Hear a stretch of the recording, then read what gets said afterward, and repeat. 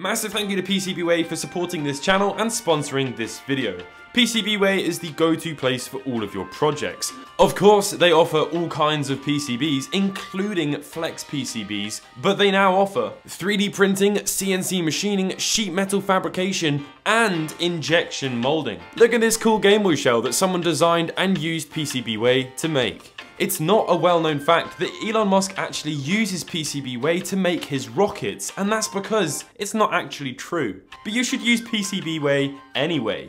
Always. The only way. PCBWay. Hey everyone, how's it going? Elliot here, and welcome to the Retro Future. The green wall is back. What do you think? I'm so happy it's finally back. I'm so happy with this whole studio, to be honest with you. I've got something really cool to show you today. This is the Game Gear TV tuner. Now, we've looked at quite a few TV tuners on this channel before. I've shown you one for the Nintendo DS. In fact, I have this one right here. I've also shown you one for the Game Boy Advance, and I've also shown you something relatively similar for the Game Boy Advance SP. And what all of these allow me to do, using a bunch of different adapters, is plug various different bits and bobs. So I've done Nintendo Switch on the Game Boy, I've done Xbox on the DS, which was crazy, and everybody really loves these sorts of videos. So I managed to find this one in a really cool box. Now these boxes vary from different regions that they're sold in the world. I think this one's American, but what we're going to be doing in today's video is bringing the rivalry of the Game Boy and the Game Gear to a close, and bringing them together and playing Game Boy on Game Gear using a million batteries, several thousand different cables, a bunch of different weird devices which nobody will ever be able to get a hold of. But yeah, let's have a go. Let's roll the intro.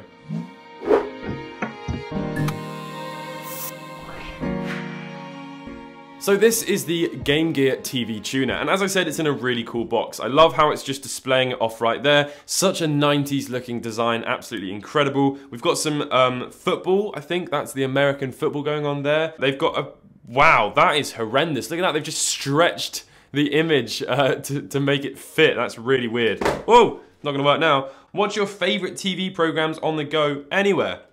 Slips into the cartridge slot of your Game Gear. Compact lightweight unit with a built-in antenna. Built-in backstand for comfortable hands-free viewing. Use Game Gear as a color monitor for your camcorder or VCR, and that is what we're interested in. AV cable required, not included, which is a little bit of a nightmare, but we'll get onto that in a little bit. So there's the instructions on how to plug it in, but let's just open this thing up and see what we get inside. So, there we go, that is everything. I don't think mine comes with the hands-free stand. Let's see if we can find where that stand would go. Oh, the stand, yeah, the stand clips into the back of the actual Game Gear itself. It goes just into there. So some people might have that already.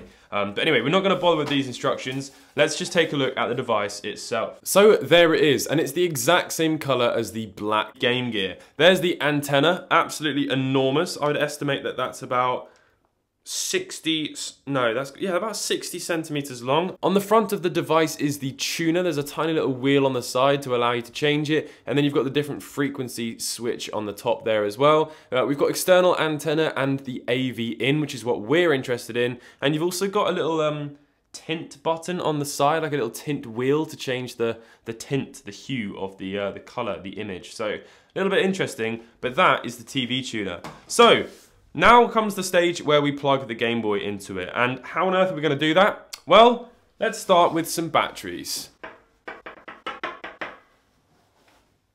We're going to need all of these batteries. So the Game Gear itself takes 6 AA batteries, which is absolutely ridiculous. And then we're going to plug in the TV tuner into the back of the Game Gear. There's a little push button here, by the way, which is how you eject it out, otherwise it sort of locks it in. Not totally sure why that's there, but it is. And there we go. There's the TV tuner on top of the Game Gear. So that is that bit done. Now, the next thing we're going to need is one of these. This is a Game Boy with a video out adapter on it. And this is where we're going to be powering the Game Boy using these batteries right here. So there we go. We've got the Game Boy and we've got the Game Gear. Now we just have to get a cable to plug it in.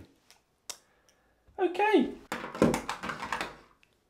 We're going to need all of this. So the first step is to plug the extension lead into the wall. So then what we're going to need to convert VGA into AV is a capture card. What we're going to do is we're going to plug in the cable included into the back of the capture card. That has the VGA adapter. And then we're going to plug that into the Game Boy video out using this little here adapter, female to male adapter. We're going to wiggle that in, plug that in. That's absolutely fantastic. Then we're going to need to power the capture card using the tiny little cable which it includes. So to do that, I'm going to have to sit the extension lead on my lap, which is fine. It only gets slightly hot. So then what we're going to need is one of these. This is an HDMI to AV out. And what we're going to do is we're going to take an HDMI cable, we're going to plug that into the back of the capture card. We're going to then plug that into the HDMI to AV connection box. Then we're going to take an AV cable, we're going to plug the AV cable into the back of the converter, and then very simply what we're going to do is we're going to find the end of that AV cable and we're going to take another adapter and then we're going to plug all of that in. But what's really weird is you're not going to plug the yellow into the yellow because the output on the back of this thing is slightly broken. So I think we're going to plug the yellow into the white